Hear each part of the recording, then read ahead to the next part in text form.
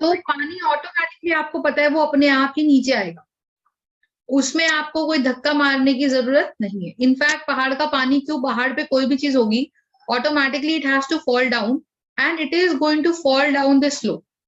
Do you understand? Similarly when we are talking about any spontaneous processes, understand, मान लीजिए floor पे पानी पड़ा है, तो ये पानी ऑटोमेटिकली अपने आप ही इवेपोरेट होगा बच्चे, ये पानी अपने आप ही इवेपोरेट होगा। तो हम क्या बोल रहे हैं कि ये स्पॉन्टेनियसली इवेपोरेट हो रहा है, अपने आप इवेपोरेट हो रहा है, हमें कुछ करने की जरूरत नहीं है। I hope you are understanding. तो आप ये देखो, when we are talking about the spontaneous processes, तो हमें कुछ भी करने की जरूरत नहीं है, अपने आप ये प्रोसेस हो रही है। इसी तरीके से आप एक एग्जाम्पल देखो, मान लीजिए गर्म पानी ग्लास में रखा है, तो ग्लास में जो गर्म पानी रखा है दिस हॉट वाटर, तो ये हॉट वाटर भी अपने आप ही कूल डाउन हो जाएगा।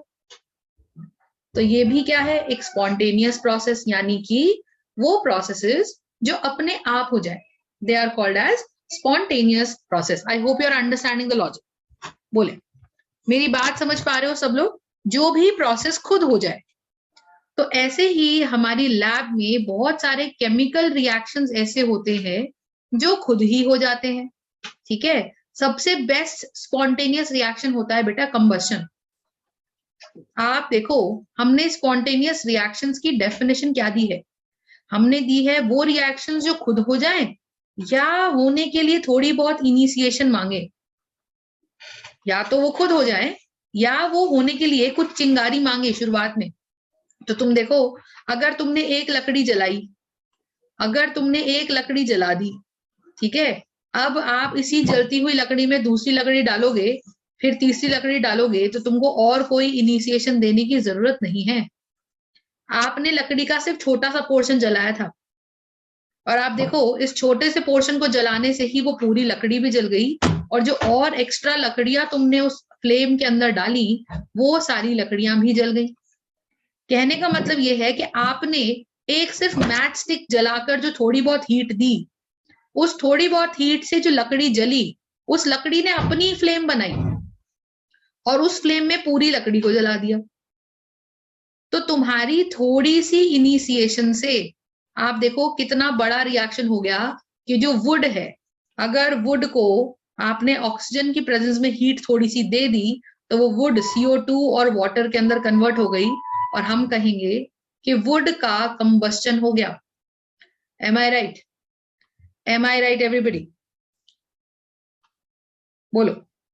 तो व्हाट आर स्पॉन्टेनियस रिएक्शंस? जो खुद हो रहे हैं, जिनको होने के लिए किसी चीज की जरूरत नहीं है, उनको थोड़ा बहुत या तो स्टार्टिंग दो ही नहीं, या अपने आप ही वो रिएक्शन हो जाएगा, या थोड़ी सी आपको उनको इनिशिएशन देनी है। वो इनिशिएशन किसी भी फॉर्म में हो सकती है। आपने दो रिएक्टेंट्स को मिक्स कर दिया, ये इनिशिएशन हो सकती है। आपने किसी रिएक्टेंट को हीट कर दिया, ये इनिशिएशन हो सकती है। तो इनिशिएशन किसी भी फॉर्म में हो सकती है, अंडरस्टैंड दैट। इनिशिएशन किसी भी फॉर्म में हो सकती है, ठीक है जी, ये चीज को समझना है आप लोगों ने। तो ये हमारा इनिशिएशन प्रोसेस है। तो सबसे पहले साइंटिस्ट्स ने क्या ढूंढा? साइंटिस्ट ने कहा कि भाई ठीक है, ऐसे तो नेचर में तमाम प्रोसेसेस हो रही हैं, multiple processes happening in the nature, so how would you identify that they are all spontaneous? और हाउ वुड यू आइडेंटिफाई कि कुछ प्रोसेसेस स्पॉन्टेनियस हैं और कुछ प्रोसेसेस स्पॉन्टेनियस नहीं है? कैसे आप पहचानोगे? तो आप ये देखो कि कुछ प्रोसेसेस स्पॉन्टेनियस हैं और कुछ प्रोसेस स्पॉन्टेनियस नहीं है। तो आप एक चीज देखो, तो साइंटिस्ट एक क्राइटेरिया ढूंढ रहे थे, तो उन्होंने कहा कि भाई लैब में तो बड़े सारे रिएक्शंस ऐसे होते हैं जो स्पॉन्टेनियसली हो जाते हैं। तो साइंटिस्ट ने कहा कि भाई इन रिएक्शंस में कॉमन क्या है? तो आप देखोगे 90% रिएक्शंस में आपको एक चीज देखने को मिली कि वो सब एक्सोथर्मिक रिएक्शंस थे, ये देखने को मिला। तो साइंटिस्ट ने कहा कि ऐसे रिएक्शंस जिनमें हीट रिलीज होती है, वो रिएक्शंस आपके स्पॉन्टेनियस होंगे। ये साइंटिस्ट ने कहा कि भाई क्योंकि जितने भी रिएक्शन साइंटिस्ट अपने आसपास देख पाए कि भाई ये भी अपने आप हो रहा है, ये दूसरा रिएक्शन भी अपने आप हो रहा है, तीसरा भी अपने आप हो रहा है, तो भाई कॉमन क्या है इनमें? कॉमन है कि वो सब एक्सोथर्मिक रिएक्शंस हैं। अच्छी बात है। और एक्सोथर्मिक रिएक्शंस के लिए अब अभी मैं आपको बताती हूँ कैसे आया, पर याद रख लीजिए एक्सोथर्मिक रिएक्शंस के लिए एंथैल्पी चेंज नेगेटिव होता है, डेल्टा एच नेगेटिव होता है। खुद सोच के देखो, पहले पहले लकड़ी में एनर्जी ज्यादा थी, लकड़ी में एनर्जी ज्यादा थी, भले ही वो एनर्जी केमिकल फॉर्म में थी, पर लकड़ी में एनर्जी ज्यादा थी, केमिकल एनर्जी थी। फिर बाद में क्या हुआ मुझे बताइए, आपने लकड़ी को जला दिया, हीट कर दिया, तो वो लकड़ी से हीट एनर्जी बन गई, और बाद में आपका प्रोडक्ट निकल के आया एशेस, CO2 और वाटर। अब मुझे बताओ, रिएक्टेंट में एनर्जी ज्यादा है, हीट करने के बाद प्रोडक्ट बन गई राख, CO2 पानी। क्या प्रोडक्ट में एनर्जी ज्यादा है? बताओ। अब तुम राख को जलाओगे, एशेस को जलाओगे, तो क्या तुमको दोबारा उतनी एनर्जी मिल जाएगी? बताओ बताओ। I am keeping my chat box on. Please make sure that you are answering in that. बोलिए। तो दोबारा से क्या हमको फिर से हीट एनर्जी मिल जाएगी उतनी? बताइए। No ma'am. नहीं। तो कहने का मतलब है कि ऐसे रिएक्शंस में रिएक्टेंट की एनर्जी ज्यादा होती है और प्रोडक्ट की एनर्जी कम होती है। तो चेंज इन एनर्जी अगर हम निकालें तो हम हमेशा किसी भी रिएक्शन के लिए चेंज इन एनर्जी जो निकालते हैं, लिख लो इस बात को, for a reaction everybody, change in energy या change in heat is equals to energy of products minus energy of reactants. जिनमें प्रोडक्ट माइनस हम रिएक्टेंट करें तो आपको पता है कि प्रोडक्ट को जलाया, रिएक्टेंट को जलाया तो प्रोडक्ट मिला, तो प्रोडक्ट को जला के वापस उतनी हीट नहीं मिलने वाली, क्योंकि मिलेगी तो तब जब प्रोडक्ट्स में एनर्जी होगी। बोलो, मिलेगी तो तब जब प्रोडक्ट्स में एनर्जी होगी। I hope you are understanding everybody. तो मेरा कहने का मतलब है कि भाई ऐसे रिएक्शंस जिनके अंदर प्रोडक्ट की एनर्जी कम हो जाए और रिएक्टेंट की एनर्जी ज्यादा हो जाए, ऐसे रिएक्शंस को हम बोलते हैं एक्सोथर्मिक रिएक्शन, क्योंकि सारी एनर्जी रिएक्टेंट ने बाहर दे दी और प्रोडक्ट ऐसा बना दिया जिसके पास अब कोई एनर्जी नहीं है। मेरी बात समझ पाए कि एक्सोथर्मिक रिएक्शंस क्या होते हैं बेटा? शुरुआत में एनर्जी रिएक्टेंट की ज्यादा होती है, तो तुम जरा सा उसको छेड़ देते हो तो वो एनर्जी रिलीज करता है बहुत सारी, और बाद में जैसे वोल्केनो होता है, वोल्केनो कैसा होता है आप मुझे बताओ? वोल्केनो शुरुआत में तो फट जाता है क्योंकि वोल्केनो में एनर्जी है, फिर वोल्केनो जब ठंडा हो जाता है, सारा लावा वावा बाहर आ जाता है, तो आपने देखा होगा बहुत सारे ऐसे वोल्केनोज हैं जो एक बार निकलने के बाद कई सालों तक वो दोबारा से नहीं बनते, दोबारा नहीं गरजते। तो ऐसे क्या है कि वो ठंडा हो गया अभी, क्योंकि आप प्रोडक्ट जो बच गया, क्या बच गया? वो लावा सब बाहर बह गया, वो पत्थरों में कन्वर्ट हो गया, और जो आपका वोल्केनो है वो वोल्केनो में आप कुछ बचा ही नहीं है निकालने के लिए, तो वो आपका ठंडा हो गया। तो इनिशियली एनर्जी ज्यादा थी, बाद में जो भी उसका प्रोडक्ट निकला उसमें आपको एनर्जी है ही नहीं। तो ऐसे रिएक्शंस होते हैं एक्सोथर्मिक रिएक्शंस, जहां पे रिएक्टेंट की एनर्जी ज्यादा है अपने आप ही और प्रोडक्ट की एनर्जी कम है। समझ पा रहे हो मेरी बात everybody? Yes class 11th, tell me. First of all you have to understand what is an exothermic reaction. तो साइंटिस्ट ने देखा कि भाई देखो, कंबस्शन रिएक्शन क्या कर रहा है, हाँ हमने 10 जूल की हीट खुद दी इसको बाहर से, लेकिन कंबस्शन रिएक्शन अपनी 100 जूल की हीट खुद बना रहा है, 10 जूल लगा के थोड़ा सा अपनी लकड़ी फिर जला लेता है, और जो 90 जूल बनी वो फ्लेम्स की फॉर्म में बाहर दे रहा है। तो 10 जूल से और लकड़ी जलाई, उस 10 जूल की लकड़ी जलने से फिर और 100 जूल हीट निकली, उस 10 जूल में से 100 जूल में से 10 जूल खुद के लिए यूज कर ली, 90 जूल की फिर लपटे बना दी। तुम समझ रहे हो कैसे ये अपने आप को आगे बढ़ा रहा है? फिर तुम समझ रहे हो कैसे आगे बढ़ा रहा है? देखो, अंडरस्टैंड स्पॉन्टेनियस प्रोसेस कैसे होती है, जैसे बोलते हैं ना इंग्लिश में सेल्फ मेड मैन, कैसे काम करता है वो, कि भाई मान लो किसी बंदे ने 0 रुपए से शुरुआत करी, कि उसके पास 10 रुपया था, तो कैसे लोग बोलते हैं कि भाई उसने 1000 रुपया, मान लो उसके पास 1000 रुपया था शुरुआत, तो उसने कहा कि जी खाने के लिए उसने 200 रुपए बचा लिए, 800 रुपए की इन्वेस्टमेंट कर दी, फिर 800 रुपए से जो उसका प्रॉफिट आया, मान लो उसने फिर कमाए 500 रुपए, तो उसने 100 रुपए फिर बचा लिए अपने लिए, 400 रुपए की फिर इन्वेस्टमेंट कर दी। तो ऐसे करते करते करते करते वो बड़ा आदमी बना, तो खुद ही करा, ऐसे बोलते हैं, दिस इज कॉल्ड स्पॉन्टेनिटी। तो ये होती है स्पॉन्टेनिटी कि भाई आपने शुरुआत में 10 जूल हीट शुरुआत में दे दिया, लेकिन पूरी लकड़ी का नहीं हिस्सा जलाया आपने, लकड़ी का छोटा सा हिस्सा जलाया। पर वो छोटे से हिस्से को जलाने से पूरी लकड़ी कैसे जल गई? तुमने कभी सोचा है कैसे जल गई? कि तुमने इनिशिएशन दे दी 10 जूल की, छोटा सा हिस्सा जला दिया, वो छोटे से हिस्से ने बनाई 100 जूल हीट, उस 100 जूल हीट में से 10 जूल हीट उसने पीछे का छोटा सा हिस्सा जला दिया और 90 जूल की लपटें बना दी, जिसके अंदर तुमने और लकड़ियां डाल दी।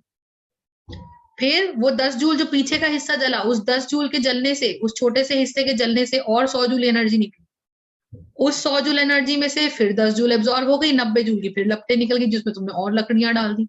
तो इस तरीके से एक लकड़ी का जलना कितनी सारी लकड़ियों को जला सकता है। I hope you are understanding the point everybody. बोले जी, लॉजिक समझ पा रहे हो? This is how exothermic process को माना गया कि एक एक्सोथर्मिक प्रोसेस जितनी तुम उसको हीट दोगे, मान लो तुमने उसको 20 जूल हीट तुमने दी ना शुरुआत करने के लिए, तो वो 2000 जूल हीट बनाएगी। तो 2000 में से 20 अपने लिए फिर यूज कर लेगी, फिर 2000 बनाएगी। ऐसे करके करके करके वो आगे बढ़ी। प्रोसेस समझ में आई? प्रोसेस समझ में आई कि कैसे एक एक्सोथर्मिक रिएक्शन को माना गया कि वो एक स्पॉन्टेनियस प्रोसेस होगी। बोले, एनी डाउट्स टू एनीबडी? बोले बच्चे। No, ma'am. Right, everyone? Akul, are you understanding? Right? Okay. Mokshika, Krish, Pranav, Yes, ma'am. Himanshu. Yes, ma'am. ठीक, good. So that's the logic. तो ये हमारा एक्सोथर्मिक प्रोसेस होता है। तो साइंटिस्ट ने कहा कि हाँ भाई 90% रिएक्शंस जो एक्सोथर्मिक हैं वो सारे के सारे, या ऐसा समझ लीजिए कि एक साइंटिस्ट को जब दिखा कि भाई सारे एक्सोथर्मिक मिल रहे हैं मेरे आसपास, तो ये सारे ही रिएक्शंस एक्सोथर्मिक हैं, तो ये सारे ही रिएक्शंस आपके स्पॉन्टेनियस हैं, ये माना गया।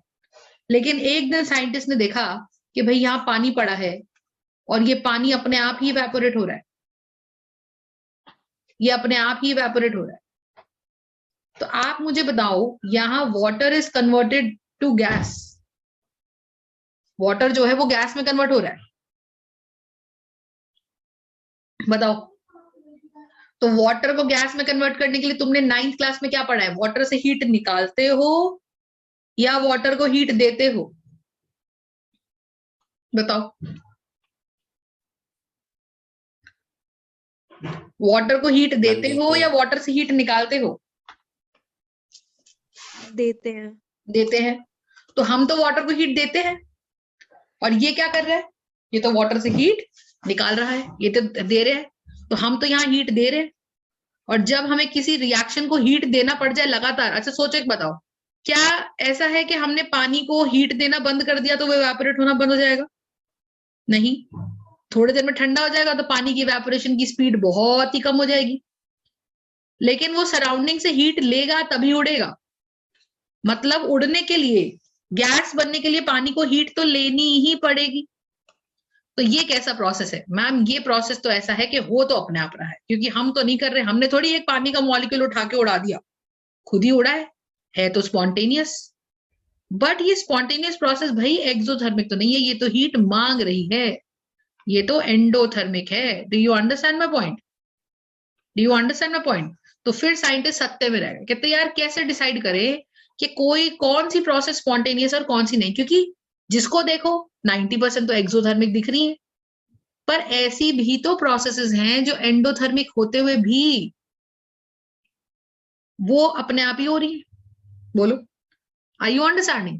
तो ऐसे उन्होंने बोला कि ऐसे तो जितने भी लिक्विड है, हर लिक्विड को गैस बनाने में अपने आप हर लिक्विड इवेपोरेट होता है, तो हर लिक्विड से गैस बनने की प्रोसेस जो है वो स्पॉन्टेनियस हो गई और वो हीट मांगती है। तो ऐसे तो बहुत सारे रिएक्शंस हैं जो हीट एब्जॉर्ब करते हैं। Do you understand? ऐसे तो बहुत सारे रिएक्शंस हैं जो हीट एब्जॉर्ब करते हैं, और क्योंकि वो हीट एब्जॉर्ब करते हैं तो वो एंडोथर्मिक है, पर फिर भी वो स्पॉन्टेनियस है, ये साइंटिस्ट ने कहा। Do you understand my point everybody? बोले। तो ये हमारे साइंटिस्ट का कहना था। Krish, are you understanding my point बेटा? Krish Yadav, Himanshu, Yuvraj, Pranav, everybody, Mokshika. Yes, ma'am. बोले, ठीक है? I hope you are understanding the logic. Yes, ma'am. Alright, okay, good. तो ये बहुत मतलब एक कंफ्यूजिंग सिचुएशन क्रिएट हो गई साइंटिस्ट के लिए.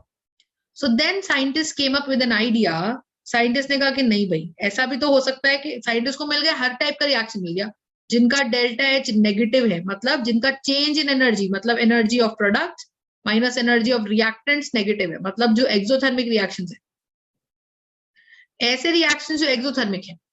और ऐसे भी रिएक्शंस मिल गए जिनका डेल्टा एच पॉजिटिव है, जिनका एचपी माइनस एचआर भी पॉजिटिव है, मतलब जिनका एनर्जी ऑफ प्रोडक्ट ज्यादा है एनर्जी ऑफ रिएक्टेंट से, और इधर एनर्जी ऑफ प्रोडक्ट कम है एनर्जी ऑफ रिएक्टेंट से, तभी तो एक्सोथर्मिक हुई.